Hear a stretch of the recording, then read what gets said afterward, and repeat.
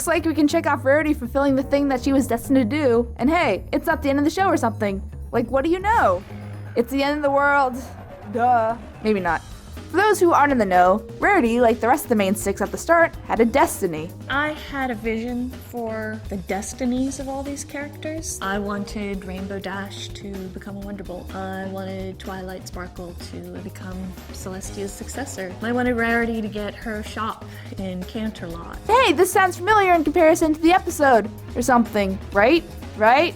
Why don't we dive right into it? This is Rarity is Now Applejack, the episode, the movie. Now in 3D. But not really. This episode begins while waiting for the mail. Gee, we haven't done that before. It's like an episode of... Oh, it's mail time. Whisked up a warm batch of strawberry cinnamon cilantro cupcakes.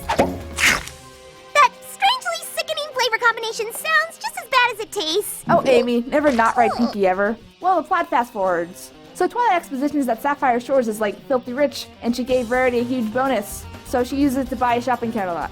Next time on Secret Pony Millionaire.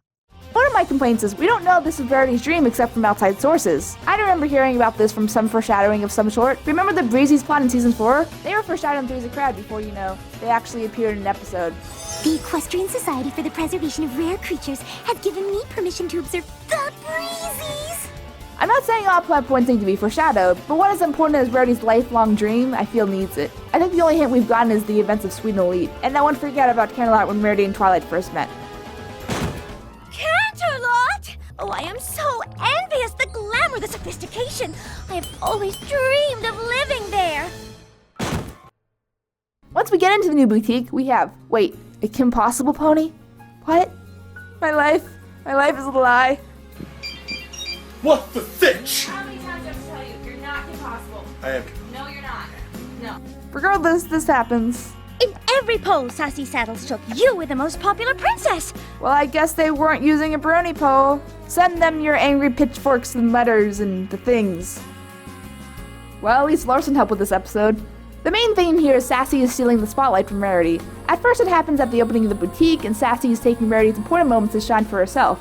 Welcome to the grand opening of Canterlot Carousel! I guess she did with the marketing, but Rarity got them Sapphire Shores bling, you dig? Some side notes, this guy, Royally radiant! who I could have sworn was voiced by Rob Paulson, What's up, homie Holmes? I'm your main dude, brother man and such. and also the princess line doesn't include Cadence. I mean, I know these dresses are inspired by Canterlot royalty, but you know who doesn't live in Canterlot and got a dress? I'm just saying. Anyway, Kim Possible Pony renames one of the dresses The princess dress! Isn't it amazing? Now I have wings. which becomes a success. Rarity gets mad at Kim Possible Pony for interfering with her artistic vision. I would have appreciated getting to name the final gown from my collection. Kim Possible Pony doesn't get it. My only goal is for Canterlot Carousel to succeed. She apologizes with, "Let's put your friends to work, Rarity. What could possibly go wrong?" Oh, why look! There's our friend Rarity going down in flames! Isn't friendship magic? Gee, this isn't old by now or anything. Oh hey, a song! This one is kind of a mix of Art of the Dress with... Did something happen? Anyway, tongue twisters and... Some people call me a terrorist. I consider myself a teacher. Oh, come on! Ruined my review with a good song, why don't you? Anyway, Rarity's shop basically comes to McDonald's, checking out the same dress over and over again, and the factory work and the lack of variety and creative freedom is restricting Rarity. She tries to change it up a little bit. Not what I ordered, are they? Shut down, fool. And you'll never see me coming. I need to de-Larson these videos. Rarity has had enough of being a one-mare conveyor belt. She decides to close the boutique, willing to sacrifice everything she worked towards for the sake of her happiness, and puts all of her clothes on clearance. Done, fuck your shit, done.